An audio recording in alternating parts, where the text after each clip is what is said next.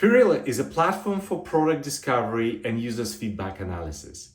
When we're talking about users' feedback, we're talking about all sorts of feedback coming from different channels: support tickets, Slack messages, emails, in-app reviews, interviews. And have you ever spent hours digging out scattered feedback from all these platforms and different sources? Sat in product roadmap reviews, wondering which requests actually matter. If you're a product manager or researcher drowning in data, pressed for time, how do you spot the insights that actually move the needle? There is a simpler way to connect the dots and access actionable knowledge. Let me show you how. First of all, we'll log into Ferilla. And we're going to have a couple of products here. One is the sandbox with sample data. The other one is your product that you can upload your own data and actually see how does it look in the Ferilla Discovery itself. So if we go to Sandbox, this data set is from a company that creates an application that helps people to manage their tasks, like a to-do list manager, task manager type. When we, as a first step, would have data connectors going, so we would import automatically our support tickets from Freshdesk, Zendesk, or Jira Service Manager. When we go into add sources, we add the source, we select the CSV file, we finish for it to upload it, we proceed to configure, and here we'll review the data. So we see on the right hand side what fields are available in CSV and what are the fields actually important for the tool. So the most important is actually feedback itself. This is where the data is required.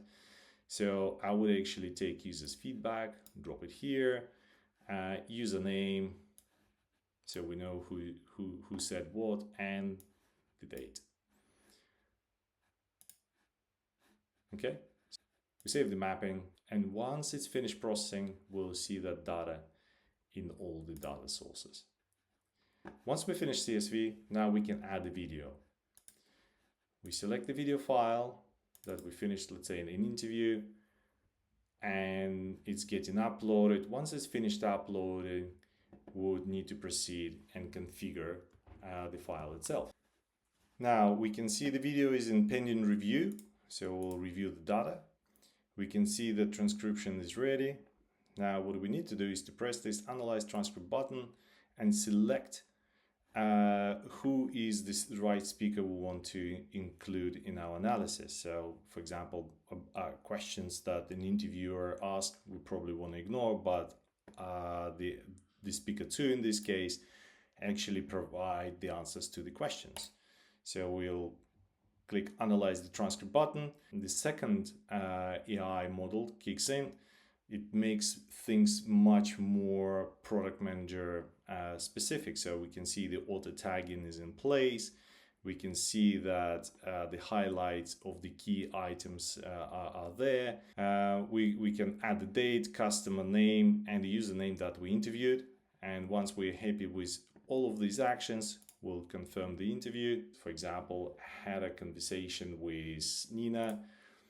I will review the data, make sure that transcription worked. I can also see that the AI summarized it for me as well. So what is it all about quickly? I can see the highlights. I can see what tags did it apply automatically. I can add my favorite tags as well. Let's say it's relevant for product B or it's a VIP customer. If I don't like something, I would need to re-highlight. If I need to, apply different tag. So those things help me to get the data in the right shape and order first of all. So we can also see in a tag manager fields that what tags have been applied. And if I'm happy with that, I'll just confirm review. As you can see, it's already done, and go back to all my data set. From here, I can decide what is actually important for me to do. A couple of suggestions are there, automatically provided by the tool, or I can say, look, I want to review all users' interviews in one go. Okay, here all of them broken down into the quotes with this sentiment. I can also apply data filters to say, hey, I'm only interested in support tickets, for example, with particular tag aspirations. I can say, okay, what I'm interested, who is the user I'm trying to analyze, and so on and so forth.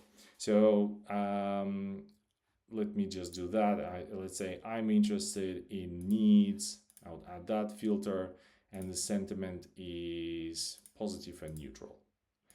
So from here, I can see the data set is shrinking. At the same time, I can go and just see all the interviews. So what is actually now happening?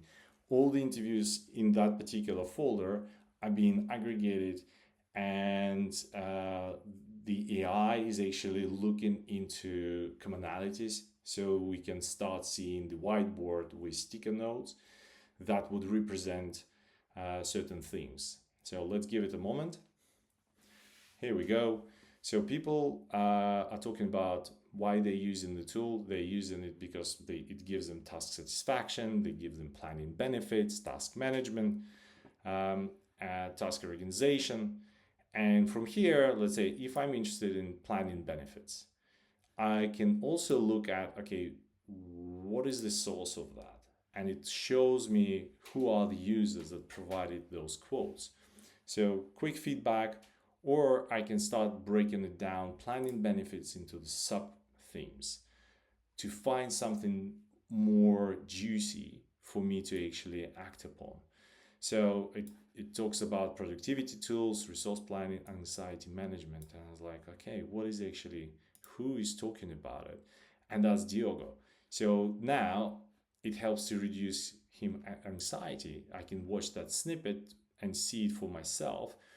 Why is it important? If I like it, I might watch the whole video, the whole interview, or I can say, I like it, I'm gonna generate an opportunity.